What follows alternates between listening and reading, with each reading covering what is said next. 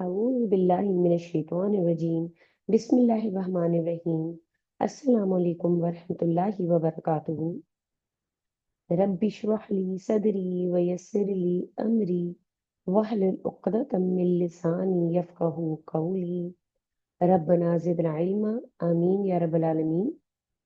So here we are with our lesson number 60 for a basic Nahu class.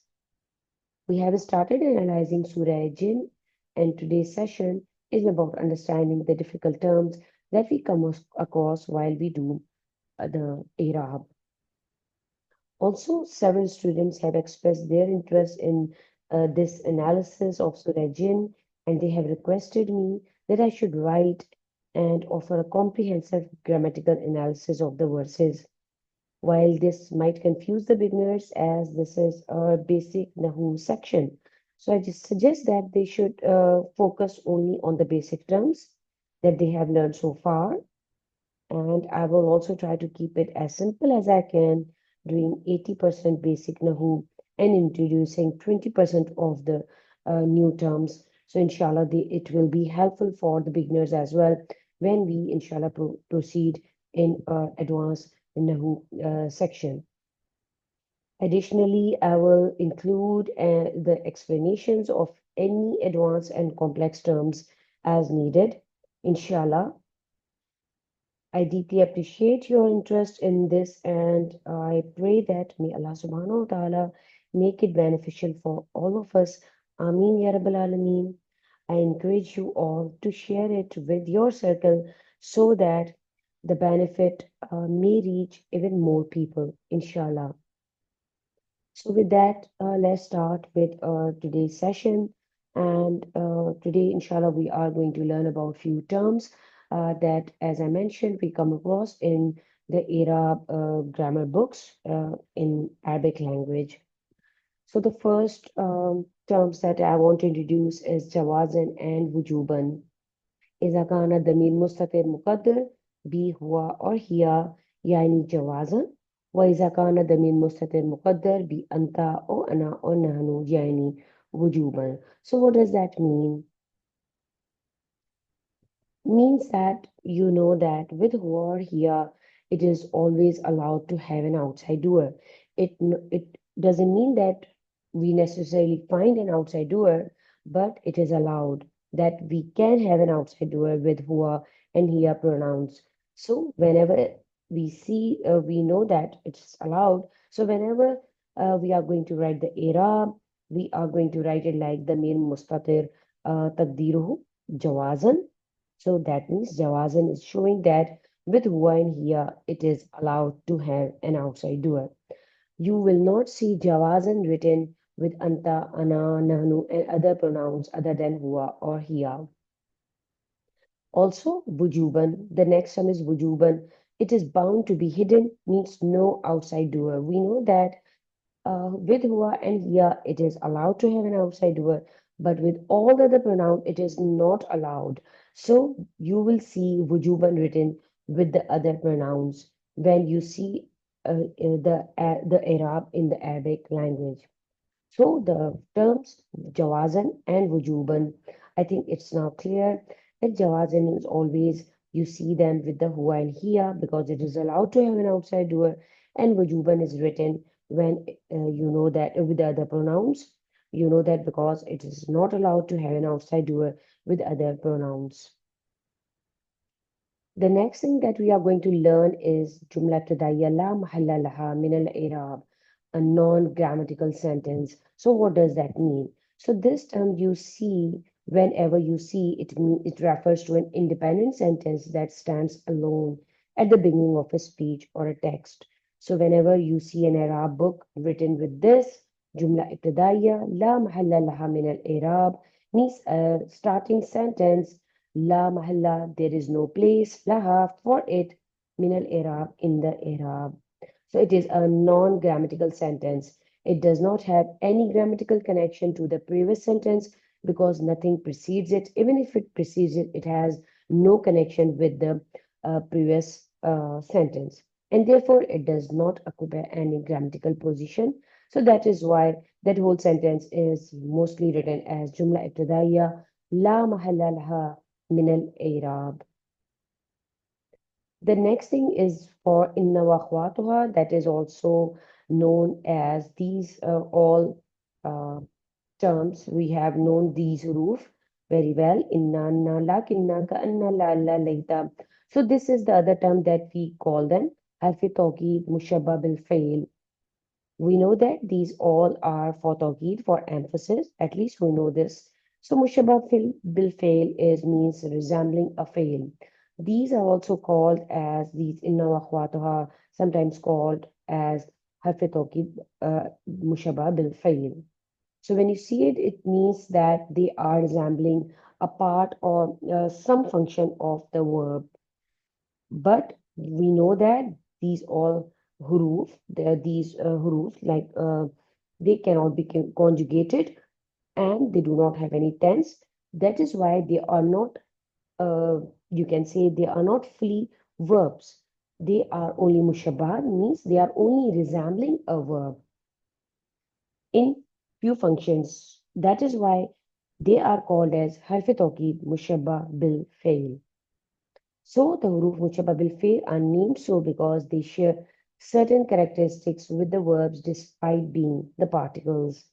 And these similarities are related to their function, meaning, and grammatical impact on the sentences. Like, you know that sometimes whenever they change the Arab, they change the Arab of the sentence in the mubtada and khabar. Like, you know that the mubtada doesn't remain mubtada; it changes into ism of inna or ism of anna.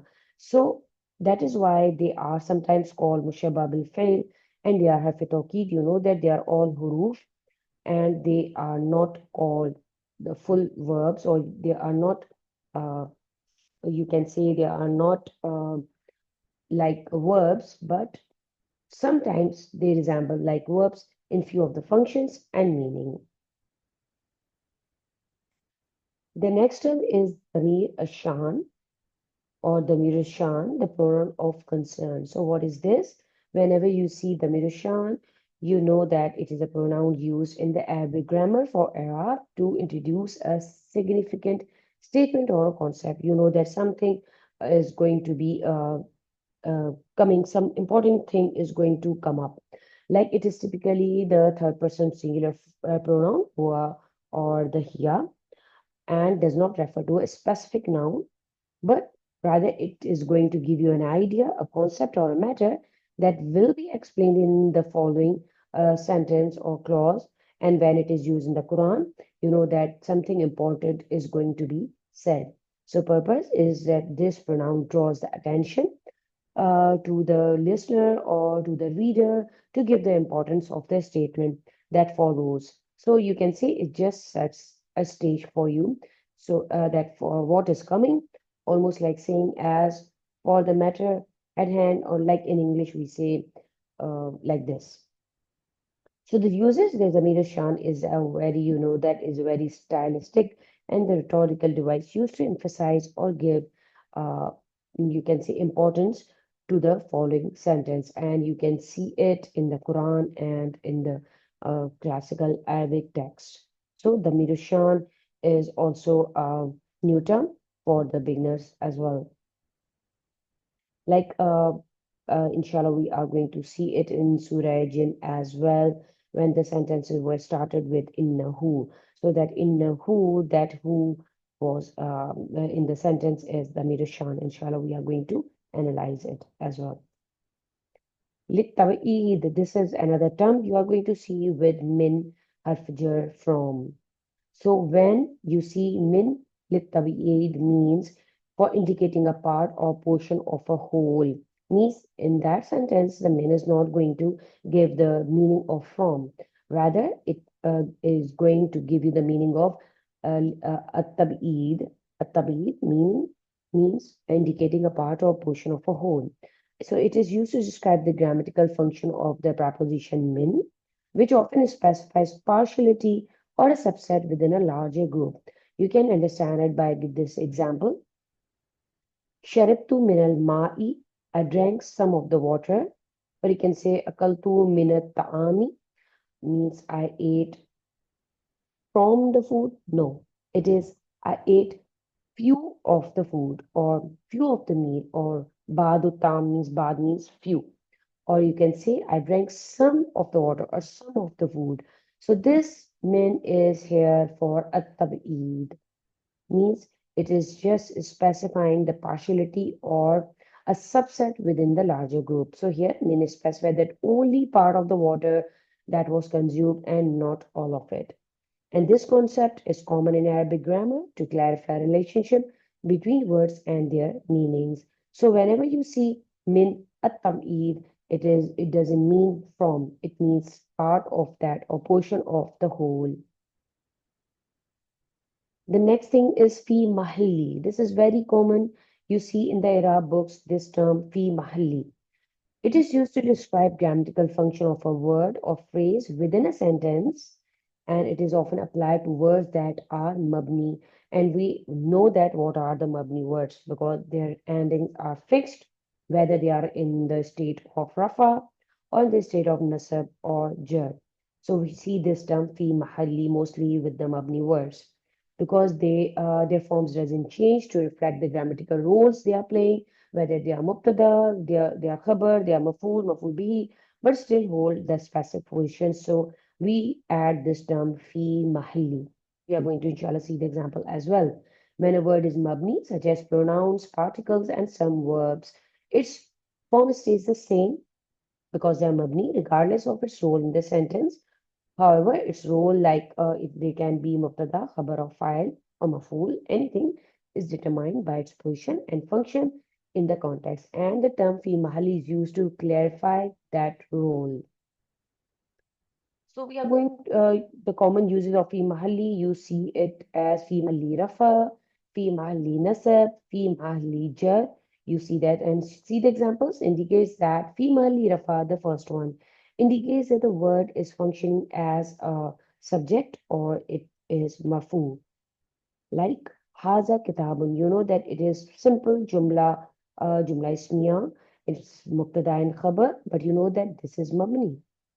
So how we are going to write the i'rab? We are going to add fi mahalli rafa mubtada because it is mabni, it is fixed, it is in the place of the mubtada, but you cannot see it because it's mabni. The i'rab, the dhamma, which is used for the mubtada, or you can say for the rafa state, but it is not visible here. You cannot see it because haza is mabni. So in the i'rab, writing the i'rab, we add fi mahalli rafa and it is mubtada in the position of the nominative or the marfu state as a subject. Then fi mahalli nasab. As you can see, you can understand from the this term, fi mahalli nasab means in the place of nasab. Indicates that the word is functioning as the direct object or mansoob or something in the mansoob state. It can be because of inna wa akhwatuha. Like in the example, innahu, like this, innahu zaki, you know that innahu, the pronoun who, it has the dhamma, but it is fi mahali nasab ism inna, because you know that it is in dhamma and you know that it is the first pronoun, it is attached with the harf of nasab, so it is the ismuha. Ismuha means it is the ism of the inna. That is why for writing the i'rab, we are going to write fi mahalli nasab ism inna in the position of the nasab because the position is for the mansoob things, but it is in the state of you can see that it has a dhamma, but here its place is nasab, fi mahalli nasab.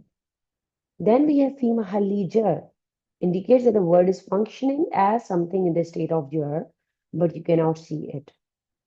Like the example, fi fil lazina zalamu, fi allazina zalamu. You know that allazina is mabni, but it is fi mahalli jar because it is following. It follows the preposition uh, ila fi. This is a typo here. Fi allazina zalamu. You know that after every harf of jar we see a majroor, but you cannot see it. So while writing the i'rab, you are going to write fi mahalli jar. So I hope this concept is clear to you. Fi mahalli rafa, fi mahalli nasab, fi mahalli jar. So whenever now you are going to see these in your Arab books, don't get confused. And inshallah, I hope this is clear to you that whenever it is written fi mahli rafa, that means a word is in the place of rafa or in the place of marfu, but it is not showing it. Fi mahli nasab, something is in the place of nasab, but it is not showing its Arab. Fi mahali jar, something is in the place of jar, but it is not showing, just like this example. So why use fi mahalli? So the grammarians, the Nahwiyun use fi mahalli to explain how a word fits grammatically in a sentence, even when its form does not indicate its role. So it is to clarify in analyzing the Arabic syntax, especially when dealing with the mabni words, as we did in the examples, or the cases where grammatical relations are inferred from the context. Alhamdulillah, so we are done with few of the advanced terms, and I hope the beginners will find them easy. And inshallah, go back to the recordings, watch them again and again until everything is clear to you. If you have any questions, you can write all your questions in the comment box, inshallah. And inshallah, we'll continue with our Arab in the next session. Barakallahu li wa lakum. Assalamu alaikum wa rahmatullahi wa barakatuhu.